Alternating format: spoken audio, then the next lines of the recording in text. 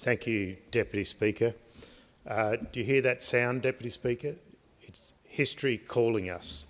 For 60,000 years, First Nations people have been speaking, but under our Constitution, our First Nations people have no voice. So let's fix this together. Together we can learn from and correct history now. So I'm proud to speak on the motion put forward by the member for Robertson.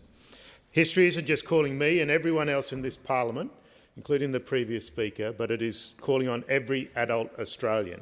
So we all need to work together with one voice and correct history. We have a once-in-a-generation opportunity to change this country for the better, as I'm sure the young students up in the gallery will embrace.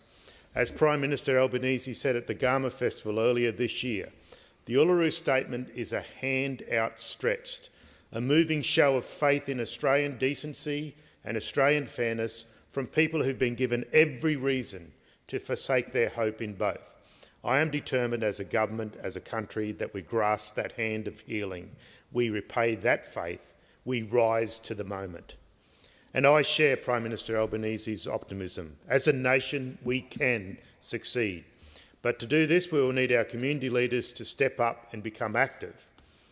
We will need our community leaders to take the lead by starting conversation within their groups, their meetings, their streets, over their back fences. And this means that the leaders at our local Lions clubs, at Zonta, at Rotary Club, the local footy club, the P&C, the church, the mosque, the meeting hall, the PNF, the head of my African, Bosnian, Chinese, Dutch, Eritrean, Korean, Pacificist, South American, Taiwanese, Vietnamese and every other group, wherever you or your ancestors once called home, your nation now needs you to step up. We need you out there informing, educating, engaging, fighting the good fight against ignorance, a fight to correct history. We need everyday Australians to encourage their family, their friends, their neighbours and their community to vote yes for the voice. History is also calling my parliamentary colleagues in Queensland. History is asking you to get out there and call on your volunteers to campaign as hard as they did for the election in 2022. It won't be enough just to say, yes, you support a First Nations voice to Parliament.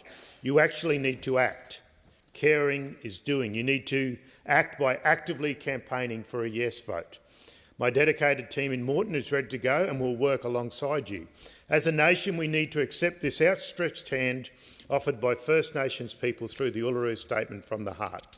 Their generous Uluru Statement builds on the strong history of Indigenous advocacy for a better future based on justice and self-determination.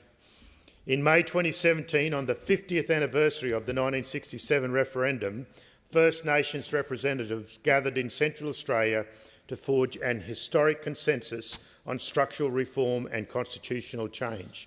This consensus followed a groundbreaking process of First Nations voices from across Australia through 12 deliberative dialogues.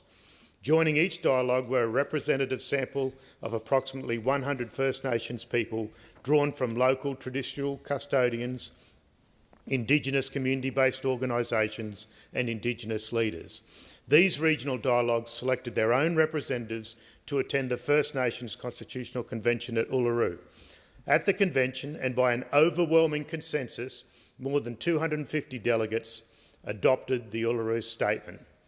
The key to achieving that remarkable consensus on such a complex problem was a process designed and led by First Nations people. Such an important precedent in Australian history. I believe the voice will improve the lives of First Nations people also in practical ways, by giving local communities a say in areas like education, in health, in housing. And I must also mention the hard work of Minister Linda Burney and the Labor First Nations caucus and all those in Parliament that have contributed to this. And I see the member for Barrowa in the chamber, who I know has been involved in this. So thank you for bringing all of this together. I'll finish off with another quote from the Prime Minister from Garma. Hope in your abilities as advocates and campaigners, as champions for this cause, and hope because I believe the tide is running our way. I believe the momentum is with us as never before. I believe the country is ready for this reform. And I know that so many of my First Nations colleagues that I went to school with out in St George will be looking forward for the opportunity for the nation to speak up. I thank